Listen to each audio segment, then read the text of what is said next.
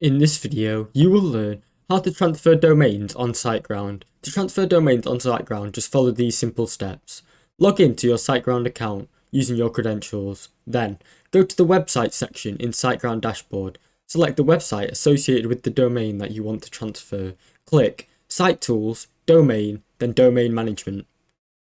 In the Domain Management section, find the domain lock status. If it says locked, click on it to unlock the domain. This will allow the transfer process.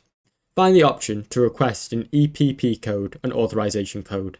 This code is necessary for the domain transfer to be initiated. Use the EPP code.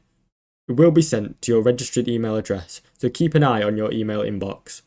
Then, to initiate the transfer, visit the website of the registrar that you want to transfer your domain to, such as GoDaddy, Namecheap, etc. Then, enter your domain name that you want to transfer into the search bar and select it.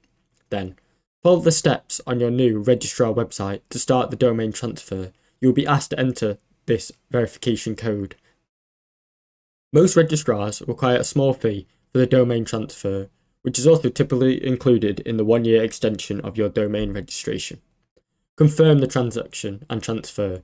The transfer will send a confirmation email to your email address associated with your domain.